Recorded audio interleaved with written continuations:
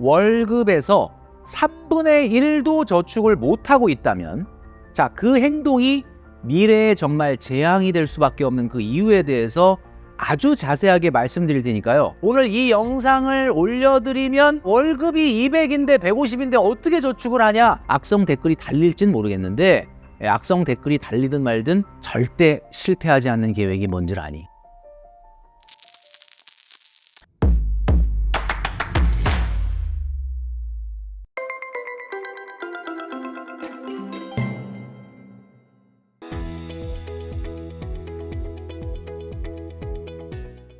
네, 여러분 안녕하십니까? 돈으로 혼쭐 내는 남자 누구겠습니까? 바로 돈줄남 김경필입니다. 오늘 이 시간에는 월급에서 3분의 1도 저축을 못하고 있다면 자, 그 행동이 미래에 정말 재앙이 될 수밖에 없는 그 이유에 대해서 아주 자세하게 말씀드릴 테니까요. 나 지금 저축을 많이 못하고 있는데 그리고 전혀 못하고 있는데 라고 하는 분, 그리고 지금 저축을 하고 있다고 하더라도 뭔가 지금 굉장히 좀 유혹에 흔들리고 있는데 라고 하는 분이 있으면 이 영상 끝까지 시청해 주시면 좋겠습니다. 자, 우리가 마주하고 있는 자본주의의 문제는 어떤 문제일까요? 여러분도 많은 고민하시죠? 자, 우리가 마주하고 있는 문제는 역시 빈곤의 문제입니다. 자본주의가 좋은 점도 있지만 나쁜 점도 있죠. 여러 가지 인플레이션, 그리고 자산의 양극화, 소득의 양극화, 빈부격차의 증대, 뭐 이런 어떤 그 여러 가지 안 좋은 점도 있습니다. 자, 그런데 여러분, 우리가 맞닥뜨려 있는 이 빈곤의 위험은 절대적 빈곤의 문제는 아닙니다. 자, 여러분, 지금 밥을 굶거나 옷을 헐벗거나 잘 곳이 없는 사람은 없죠. 물론 뭐 있기는 있는데 아주 극소수를 제외하고는 뭐 밥을 굶는다든지 뭐 옷을 못 입는다든지 이런 절대적 빈곤에 노출되어 있는 사람은 아무도 없다라는 겁니다. 결국 뭐가 문제냐? 여러분 잘 보십시오. 우리는 부자와 얼굴을 맞대고 살아야 하는 시대죠. 그러니까 한마디로 우리 주변에 부자가 너무 많다는 거야. 그러니까 절대적 빈곤이 문제가 아니라 결국 뭐가 문제예요? 상대적 빈곤이 문제입니다. 그러니까 우리는 끊임없이 괴로워, 우울해, 답답해. 자, 여러분 왜 그래요? 내가 오늘 정말 내가 편안하게 누워서 쉴 곳, 그리고 또 내가 맛있게 먹는 우리의 밥, 이런 것들이 부족해서 우리가 빈곤을 느끼는 게 아니라는 거죠. 주변에 보면은 그냥 나보다 잘 나가는 사람, 아무리 내가 잘 나가도 꼭 가보면 나보다 더 잘 나가는 사람이 있단 말이에요. 이게 상대적 빈곤의 문제는 영원히 해결할 수가 없는 문제다라는 겁니다. 자, 그러니까 제가 한번 말씀드렸는데, 여기 막 불기둥이 막 올라오고 있는데 이게 진짜 이게 지옥이거든요, 지옥. 근데 여러분 최악의 지옥이 어딘 줄 아십니까? 최악의 지옥은 바로 페이스북, 인스타그램 안에 있죠. 무슨 얘기냐? 이렇게 핸드폰을 들여다보면 우리가 느끼는 지옥이 뭡니까? 불지옥이 최악의 지옥이 아니고 뭐예요? 바로 천국이 바라보이는 창문이 있는 지옥입니다. 그게 뭐예요? 여러분 매일 들여다보는 페이스북, 인스타그램 안에 천국이 내려다 보이지 않습니까? 천국이 바라다 보이지 않습니까? 아하, 나는 지금 여기서 이렇게 힘들게 일하고 있는데 누군가는 이렇게 해피하게 즐겁게 지내고 있구나. 이러면서 상대적 빈곤을 느끼면서 우울해지는 거죠. 그러다 보니까 우리는 에라 나도 모르겠다, 오마카세, 호캉스, 그 다음에 명품 쇼핑 이런 것들을 그동안 해왔던 거라는 거죠. 최악의 지옥이라는 건 결국 상대적 빈곤입니다. 자, 이 문제를 우리는 영원히 어쩌면 해결할 수 없을지도 모른다라는 거죠. 자, 그런데 여러분, 제가 오늘 왜 저축을 전혀 하고 있지 못하다면 이것이 바로 미래의 재앙이 될 수 있는지에 대해서 말씀드린다고 했죠. 정말로 운이 좋은 사람이 평생 400번 받으면 끝나는 게 있습니다. 그게 뭡니까, 여러분? 제가 여러 번 말씀드려서 잘 아시죠? 바로 월급입니다. 정말 운 좋은 사람이 400번 받으면 끝나는 게 월급이다라는 얘기죠. 자, 여러분 몇 번이나 받으셨습니까? 자, 이제 몇 번 남아 있습니까? 자, 월급이 왜 공금이냐에 대해서 제가 여러 차례 말씀드렸죠. 월급은 지금 나한테만 주어진 돈이 절대 아닙니다. 자, 이렇게 미래의 나한테도 이 돈을 쉐어하지 않으면 절대적 빈곤의 문제가 아닌 상대적 빈곤의 문제에 계속해서 노출될 수밖에 없다라는 겁니다. 자, 우리 여기 여성분이 거울을 보면서 굉장히 행복해 하시는데 이 세상의 모든 사람은 말이죠. 더 나은 사람이 되기를 바랍니다. 여러분도 마찬가지죠? 저도 마찬가지고 미래에 더 더 나은 사람이 되기를 바랍니다. 여기서 말하는 더 나은 사람이라는 것은 뭐 평판이 좋고 다른 사람에게 칭찬받고 뭐 이런 것도 좋지만 여기서 말하는 더 나은 사람은 뭐예요? 경제적으로 조금 더 안정적이고 경제적으로 조금 더 높은 위치에 가 있는 사람이기를 누구나 바란다라는 겁니다. 여러분 맞죠? 그죠? 네, 자, 그런데 여러분에게 제가 오늘 질문을 하나 던지겠습니다.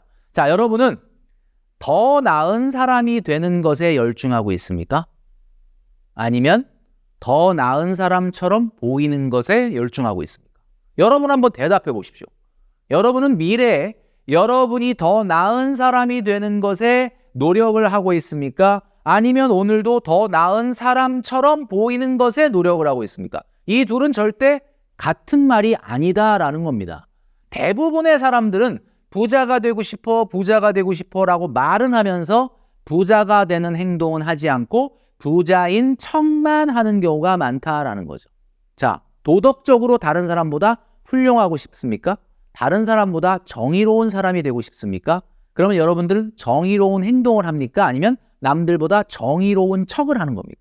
자, 여러분 잘 보시면은 우리가 어떤 행동을 하는지가 나타나게 되는데요.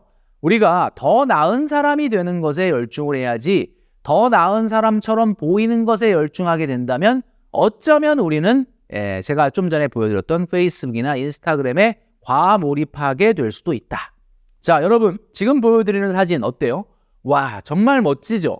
자, 여러분이 더 나은 사람처럼 보이는 것에 열중하고 있다면 아이러니하게도 더 나은 사람이 되는 것과는 점점 멀어지고 있다는 사실을 여러분들은 기억을 하셔야 됩니다.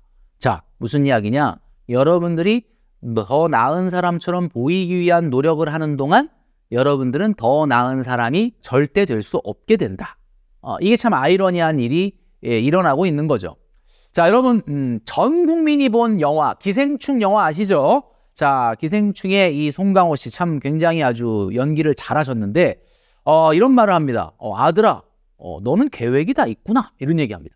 계획이 있느냐 계획이 없느냐가 굉장히 중요하다는 걸 본능적으로 알아요. 자, 그런데 본인은 정작 계획이 없어. 내가 봤을 때. 그런데 자기보다 조금 못한 이 사람을 만났죠. 지하실에 사는. 이 사람을 만났을 때 하도 한심하게 바라보면서 앞으로 당신은 어떻게 하려고 그래? 하면서 무슨 말을 하냐면 당신 계획도 없지? 이런 대사를 날립니다. 자기도 계획 없으면서 자기보다 조금 못한 사람 만나니까 당신 계획도 없지? 이렇게 얘기합니다. 자, 그런데 정작 송강호 씨는 계획이 없어요. 여러분 이 영화의 한 장면 기억나시지만 이 체육관에서 수해를 당한 이런 분들이 누워있는 이 장면이 있는데 여기서 이런 말을 하지 않습니까? 송강호가 뭐라고 합니까? 송강호라니까 이상하네. 여기서 나오는 거 아마 이 영화 영화 주인공 이름은 아마 기택이었던 걸로 알고 있는데 자, 이 기택이 뭐라고 하느냐? 그러니까 계획이 없어야 돼 사람은 이런 얘기를 해요. 이게 왜 이런 얘기가 나왔냐? 대사가 앞에 이런 대사가 있습니다. 아들한테 하는 얘기예요. 너 절대 실패하지 않는 계획이 뭔 줄 아니? 무계획이야, 무계획. 노 플랜. 이런 말을 합니다. 아하, 정말 무섭죠?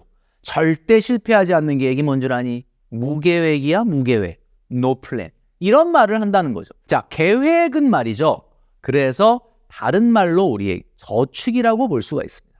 자, 계획을 세우는 것과 저축을 한다는 것은 굉장히 같은 말이다. 그러면 예를 들어서 거꾸로 얘기하면은 무저축은 뭐다? 무계획이 될 수도 있다라는 겁니다. 자, 여러분, 제가 이 말씀을 드리면 많은 분들이 월급이 정말 너무너무 작아가지고 사회초년생들은 그런 분들 있잖아요. 그죠? 사회초년생들은 너무너무 적어서 이거 갖고 어떻게 저축을 하냐라고 말씀을 하시는 분들이 당연히 있을 수 있습니다. 자, 그러나 일단 소득의 높고 낮음을 떠나서 현재 우리가 무저축이다라고 하면 이것은 무계획과 다름없는 이야기일 수밖에 없다라는 거죠. 자, 제가 한번 말씀드렸습니다. 우리 돈줄남이 머니 트레이너로서 여러분들에게 많은 이야기들을 하고 있는데 제가 한번 따져보니까요. 제가 경제활동한 지가 아무튼 출근한 지가 얼마나 됐나 봤더니 일단 횟수로 28년이 됐더라고요. 진짜 뭐 만으로는 28년이 좀 아직 안 됐는데 하여튼 뭐 횟수로 28년이 됐습니다. 제가 한번 말씀드렸죠. 제가 SSG의 정용진 부회장하고 입사 동기라고 같은 해에 입사를 했다고 말씀드렸죠. 그분은 뭐 저보다 나이는 2살 많지만 제가 4년 6개월 만에 대리 달았는데 그분은 4년 6개월 만에 상무를 달았다. 그래서 되게 허탈했다라는 얘기를 말씀드린 적이 있었는데 저는 첫 번째 받았던 월급 재형저축 40만 원을 떼고 받은 첫 월급 155만 원 중에 124만 원을 저축했다라고 말씀드린 적이 있습니다. 자, 여러분 제가 물론 그때 시대하고 지금을 단순 비교할 수는 없지만 제가 여러분들에게 저축의 의지를 한번 다시 한번 살려드리기 위해서 말씀드리는데 지금은 당연히 80% 저축을 못하죠. 자, 그러나 지금 내가 만약에 내 소득의 3분의 1도 저축하고 있지 않다면 이것은 미래에 커다란 문제가 될 수 있다는 겁니다. 여러분, 저축하지 못한다면 희망은 절대 증가하지 않는다라는 거죠. 아까 기택이 어떤 대사를 했느냐, 제가 다시 한번 말씀드리겠습니다. 너 절대 실패하지 않는 계획이 뭔 줄 아니? 무계획이야, 무계획. No plan. 왜냐? 계획을 하면 반드시 계획한 대로 안 되거든, 인생이. 결국 패배주의로 흘러가고 있다라는 거죠. 결국 그러니까 계획이 없어야 돼, 사람은. 이라는 대사를 하게 됩니다. 자, 여러분 공부를 해야 되는데 여러분 옛날에 시험 공부할 때 한번 생각해 보십시오. 시험 공부할 때 지금 뭐 국어, 영어, 수학을 공부해야 돼요. 공부 2시간씩 하면 6시간이 필요해. 6시간 공부해야 되는데 지금 밤 9시야. 그럼 어떡합니까? 3시간밖에 안 남았네? 자, 여러분 밤 12시면 반드시 자야 한다는 법이 어디 있습니까?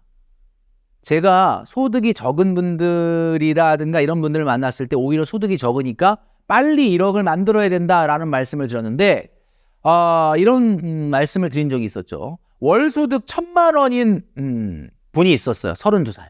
네, 월소득 1,000만 원. 직장인입니다. 자, 그런데 알바를 해요. 내가 깜짝 놀란 게 알바를 해. 네, 여러분, 밤 12시면 반드시 자야 된다는 법이 어디 있습니까? 새벽 3시까지 공부하면 되는 거죠. 뭐 하룻밤 잠 좀 안 잔다 그래가지고 뭐 죽는 게 아니거든요. 여러분, 여러분들이 생각하는 한정된 틀에 여러분들을 묶어 놓으시면 안 된다라는 이야기입니다. 자, 그래서 오늘 제가 여러분들에게 말씀드릴 내용은 바로 무저축이 결국 무계획이 될 수도 있고 그것은 결국 자포자기로 흘러갈 수밖에 없는 상황이 될 수도 있다는 점을 여러분들에게 반드시 좀 말씀드리면서요. 자, 오늘의 돈줄 한마디. 너 절대 실패할 수밖에 없는 계획이 뭔 줄 아니? 바로 무저축이야, 무저축. No saving. 왜냐? 저축을 안 하면 희망이 안 보이거든, 인생이. 그래서 사람은 반드시 저축을 해야 돼.